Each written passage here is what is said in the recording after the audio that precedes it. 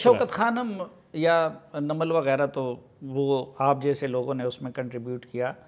لیکن چلو وہ تو ایک خیر کا کام تھا، لیکن یہ ہر پاکستانی کو پتہ ہے کہ پی ٹی آئی کو اقتدار کی قابل جماعت بنانے اور عمران خان کو اقتدار تک پہنچانے میں جہانگیر ترین اور آپ کے وسائل کا بڑا کردار تھا۔ تو اگر میں لم سم میں پوچھنا چاہوں تو آپ عمران خان صاحب کے لیے کتنے خرچ کر چکا ہوں؟ دیکھیں، جب آپ کے اندر جذبہ ہوتا ہے نا، اور صافی صاحب، تو میں سمجھتا ہوں کہ اس وقت پیسے میٹر نہیں کر رہے ہوتے۔ دیکھیں، اگر میں نے اس کو کسی اقتدار کے لے کر، جب میں عمران خان صاحب کے ساتھ لگا تھا تو عمران صاحب کے پاس تو ایک کونسلر کی سیٹ بھی نہیں تھی پورے پاکستان میں، ان کا ایک یونین کونسل کا ناظم بھی نہیں تھا۔ تو اگر مجھے یہ پہلے سے ہی پتا ہوتا کہ ایک دن آئے گا آج سے کوئی 6 سال بعد اور عمران خان اس دن ایک پرائم منسٹر بن جائے گا، تو یہ تو کسی نے خواب میں بھی نہیں دیکھا تھا۔ اور 2013 کا جب آپ سوچیں کہ میرے نظریہ اس سے زیادہ کیا ہو سکتا ہے کہ عمران خان صاحب نے مجھے 2013 کے الیکشن میں ٹکٹ ہی نہیں دی تھی، تو میں عمران خان کا وہاں پہ کیمپین انچارج تھا، اور عمران خان کی کیمپین میں نے کی تھی باوجود اس کے کہ مجھے خود ٹکٹ نہیں ملی تھی۔ اور پھر وہی سیٹ کے اوپر جب میں نے 2015 کا الیکشن لڑا، جو کہ بائی الیکشن تھا سردار ایاز صادق صاحب کے مقابلے میں، تو آپ سب نے دیکھا کہ وہ سیٹ میں شاید میرے سے بہتر کینڈیڈیٹ ان کے پاس کوئی نہیں تھا، لیکن انہوں نے مجھے 2013 کی سیٹ دی تھی۔ تو میں نے تو نہ پارٹی چھوڑی، نہ نظریہ چھوڑا، کیمپین کی اور بھرپور کیمپین کی، اور ساری کیمپین کا انچارج بنا۔ اور لاہور میں اور پنجاب میں 2011 کا جب جلسہ ہوا تو میاں محمود الرشید صاحب، عمران خان صاحب اور ایک اور فرید الدین صاحب ہوتے تھے، وہ میرے پاس گھر آئے تھے اور انہوں نے مجھے کہا کہ جی آپ اس کو آرگنائز کر دیں۔ تو خان صاحب کی، میں نے تو پارٹی جوائن نہیں کی ہوئی تھی، تو میں نے خان صاحب کو کہا کہ آپ جو کہتے ہیں میں دے دیتا ہوں، آپ پارٹی آپ کی ہے، آپ جلسہ کریں۔ تو خان صاحب نے جو اماؤنٹ کہی میں نے ان کو کہہ دیا کہ ہاں ٹھیک ہے دوں گا۔ اس کے 1 گھنٹے بعد انہوں نے مجھے دوبارہ فون کیا کہ میاں محمود الرشید صاحب میرے ساتھ بیٹھے ہیں اور وہ کہہ رہے ہیں کہ ہم سے جلسہ آرگنائز نہیں ہو سکتا، یہ جلسہ آپ سارے کا سارا علیم خان کو دے دیں۔ اور یہ میاں محمود الرشید صاحب کے ساتھ بیٹھ کے عمران خان صاحب نے مجھے فون کیا اپنے گھر سے۔ تو میں نے ان کو کہا کہ آپ کو میں جلسہ آرگنائز کر دوں گا، لیکن پھر اس کے اندر آپ کا کوئی بندہ نہیں آئے گا 12 بجے تک 30 اکتوبر کے۔ وہ جلسہ میں کروں گا، اس کا انتظام میں کروں گا، اس کی ہر چیز میں کروں گا۔ 12 بجے میں اتر جاؤں گا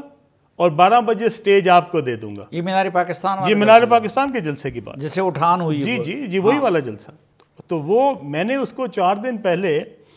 مکمل کر دیا تھا، اور وہ 30 کی بجائے 27 تاریخ کو یا 26 تاریخ کو، اگر آپ آج تصویریں دیکھیں تو وہ جلسے کے سارے انتظامات مکمل تھے۔ اور جب میں 30 اکتوبر کے بعد دیکھا تو وہ رویت تو تب بھی تبدیل ہو گیا تھا، پی ٹی آئی والوں کا بھی تبدیل ہو گیا تھا، لیکن میں پھر بھی سمجھتا تھا کہ عمران خان کا ساتھ دیتے ہوئے ہم واقعی ہی ایک خوبصورت پاکستان بنا سکتے ہیں۔ عمران خان، مجھے لگتا ہے کہ 2018 سے پہلے والا عمران خان جو تھا وہ بالکل ڈیفرنٹ عمران خان تھا۔ نہیں، وہ تو ڈیفرنٹ تھا، لیکن دیکھیں دوستی، شوکت خانم کی ڈونر، آپ ان کے لیے خدمت بھی کرتے رہے، جلسے منظم کرتے رہے، لوگ لاتے رہے، لیکن یہ پھر کیا ہوا، کس چیز پہ آپ سے وہ ناراض ہوئے کہ انہوں نے آپ کو الٹا ملزم بنا کے اور اپنی حکومت میں، میرے خیال میں ان کی حکومت میں آپ کے اپنی پارٹی کے بندے کو اندر کیا؟ ایک تو میرے خیال میں پرویز خٹک صاحب اس کے مین کردار ہیں۔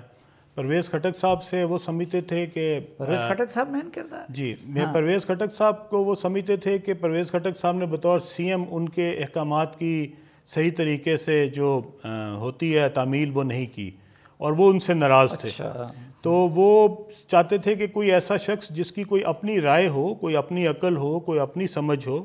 اور وہ کوئی پارٹی میں کنٹریبیوٹ کرنے والا ہو، اس کو وزیر اعلیٰ نہ بنایا جائے۔ تو یہ جو بزدار فارمولا تھا یہ پرویز خٹک کی وجہ سے بنا تھا، اور میرے پاس میسیجز موجود ہیں۔ یعنی پرویز خٹک نے پہلے جو ان کا کنڈکٹ رہا، تو اس کی وجہ سے آپ کے ہاں بھی بزدار مسلط کیا گیا، اور خیبر پختونخوا میں بھی بزدار پلس مسلط کیا گیا کہ وہ جی فارمولا وہی تھا۔ اور اس میں پھر میرے خیال میں جب سے ان کی شادی ہوئی اور جو بیگم صاحبہ تھیں ان کے کہنے کے بعد انہوں نے اس میں بہت سارے فیصلے ایسے کیے جو شاید ان کے